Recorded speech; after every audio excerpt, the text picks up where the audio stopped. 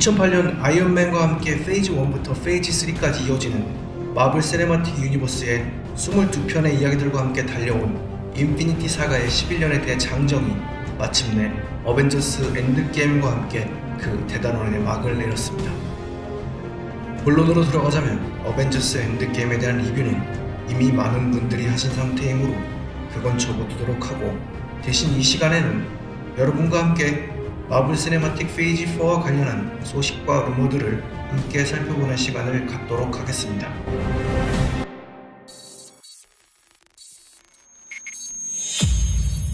우선 디즈니 CEO인 밥 아이거가 MCU 페이지 4의 일정에 대한 공지가 있을 거라는 소식을 전한 적이 있었는데요. 그에 따르면 이번 여름 7월 18일에 열릴 코믹콘의 H홀에서 페이지 4의 공식적인 일정에 대한 발표가 있을 거라고 했었습니다. 하지만 코믹콘 행사를 불과 얼마 안 남겨두고 페이지 4의 일정으로 보이는 사진이 인터넷상에 유출되어 버렸습니다. 그 유출된 페이지 4의 일정들을 살펴보자면 엔드게임에서 예상밖의 아쉬운 하차를 선보인 블랙 위도우의 솔로 무비가 2020년 5월 1일에 개봉하고, 도르마무의 손에서 지구를 지키고 인피니티 워와 엔드게임에서 어벤져스 모두를 단 한 번의 승리의 경우에 소위 이끈 닥터 스트레인지가 진정한 소서러 슈프림이 되어가는 모습을 담을 닥터 스트레인지 2편이 2020년 11월 6일에, 그리고 마돈 폭시의 캐스팅 가능성이 언급되며 화제가 되고 있는 이터널스가 2021년 2월 12일에 개봉하고, 다시 한번 본격적인 와칸다의 이야기를 보여줄 것으로 예상되는 블랙팬서 2가 2021년 5월 7일에, 그리고 2021년 11월 5일에는 아시아계 히어로 영화인 샹치가, 2022년 2월 18일에는 토르의 합류와 함께 엔드게임 이후의 은하계의 모습과 어쩌면 타노스 이후의 새로운 적의 모습을 확인할지도 모를 가디언즈 오브 갤럭시 볼륨 3가 개봉하고, 2022년 5월 6일에는 아이언맨과 캡틴 아메리카의 뒤를 이어 새로운 어벤져스 멤버들을 이끌 것으로 예상되는 캡틴 마블의 진정한 활약을 보여줄 캡틴 마블 2가, 그리고 마지막으로 2022년 7월 29일 새롭게 완전체가 될 어벤져스 멤버들이 처음으로 한자리에 모여 그 활약을 보여줄 어벤져스 5가 개봉할 거라고 나와 있는데요. 일단 MCU를 기다리는 팬들의 입장에서는 기쁜 소식일 수도 있겠지만, 이 유출 자료를 얼마나 신뢰해야 할지는 이번 7월에 있을 마블의 코믹콘 H홀 발표를 살펴봐야 할 듯 합니다.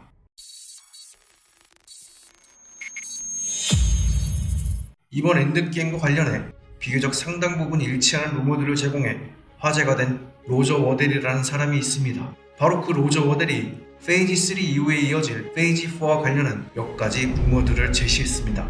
그 첫 번째는 바로 블랙 나이트와 관련한 것입니다. 그에 따르면 엔드게임의 개봉 이전부터 많은 루머들과 함께 블랙 나이트가 언급됐었고, MCU 내에서 그와 관련한 계획들이 여전히 진행 중이라는데요. 그의 주장과 비슷하게 페이지 4에서 캡틴 브리톤과 함께 블랙 나이트가 등장할 거라는 루머가 돌고 있습니다. 하지만 상당히 오래전부터 활동했던 유물급 히어로임에도 불구하고 우리에게 생소할 정도고, 어벤져스, 히어로즈 포 하이어, 뉴 MI13, 뉴 엑스칼리버 등 여러 히어로 단체를 전전했음에도 인지도가 낮은 걸로 봐선 마블에겐 버리긴 아까운 계륵 같은 캐릭터 정도 같은데, 영화적인 흥행을 고려한다면 MCU의 합류가 가능할지 의문이 드는 부분입니다. 그리고 두 번째는 바로 썬더볼트 트릴로지와 관련한 루머인데요. 이 역시 로저 워델이 제시한 루머로, 그는 그동안 간과되었던 몇 가지 흥미로운 루머들을 공개했습니다. 그는 썬더볼트 트릴로지를 통해 지금까지 숨죽이며 지내오던 몇몇 중요한 캐릭터들이 복귀하게 될 거라면, 인크레더블 헐크 이후 MCU 내에서 마블에 의해 사실상 강제로 잠재워진 로스 장군이 더 리더라는 빌런으로 돌아오게 될 사무엘 스턴스의 복귀와 함께 그가 레드 헐크로 돌아올 거라고 했는데요. 그 말대로라면 어쩌면 썬더볼트를 통해 브루스 배너의 프로페서 헐크를 더 볼 기회가 생길지도 모르겠네요. 세 번째는 이터널스와 관련한 루머입니다. 거기에는 몇 가지 신선한 소식들이 들리고 있는데요. 이미 이터널스와 관련해 안젤리나 졸리가 핵심 역할로 지목되어 왔고, 왕자의 게임으로 좋은 활약을 보여주고 있는 리차드 매든 역시 중심 역할로 언급되고 있다는 겁니다. 그리고 마블의 루소 형제는 지난 11년 동안 다양성의 부족에 대한 지적을 받아온 마블 스튜디오가 MCU의 첫 성소수자 캐릭터를 출연시키는 첫 번째 영화가 있을 거라고 말을 했는데요. 바로 그 영화가 이터널스가 될 거라는 겁니다. 네 번째는 닥터 스트레인지 1편의 후속작인 2편에서 등장할 새로운 캐릭터와 관련한 소식입니다. 그와 관련해 대다수의 마블 팬들이 이미 1편의 엔딩 크레딧을 통해 치유될 에지오프의 칼 모르도가 자신의 신념을 지키기 위해 자신이 생각하는 우주의 균형을 복원하기 위해 마법사들을 제거하려 할 거라는 어느 정도의 스토리 라인을 예상하고 있는 가운데 마블 코믹스의 어벤져스의 스피노프 기억인 뉴 어벤져스에서 슈프림 소설어로 닥터 스트레인지의 자리를 대체하는 역할을 한 적이 있는 브라더 부두 또는 닥터 부두로도 불리는 제리코 드럼과 마블 코믹스에서 닥터 스트레인지의 제자이자 연인 역할로 나오는 클레아가 닥터 스트레인지 2를 통해 MCU에 데뷔하게 될 거라는 겁니다. 더불어 틸다 스윈턴 역시 엔드게임에서 마찬가지로 엔션트 1으로서 다시 등장하게 될 거라는 이야기도 확인할 수 있었습니다. 다섯 번째는 노바와 관련한 소식입니다. 지금까지 몇 년 동안 노바는 MCU를 위한 또 하나의 가능성으로 제시되어 왔고 가디언즈 오브 갤럭시 또는 어벤져스 인피니티 워의 속편과 함께 넓은 의미로 그의 합류가 예상되어 왔습니다. 그리고 이제 그 노바의 솔로 프로젝트가 개발 단계에 있다는 소식이 들려오고 있는데요. 인피니티 워 순회 기자회견에서 케빈 파이기는 인터뷰를 통해 그 가능성을 확신시켜 주었습니다. 여섯 번째는 가디언즈 오브 갤럭시 볼륨 3와 관련한 소식입니다. 이미 어벤져스 엔드게임을 통해 토르가 가디언즈 오브 갤럭시 볼륨 3에 합류할 거라는 게 확실한 가운데 우리는 가디언즈 오브 갤럭시 볼륨 2의 엔딩 크레딧을 통해 아이샤가 가디언즈 팀에게 복수하기 위해 아담 워록을 창조하는 것을 보았습니다.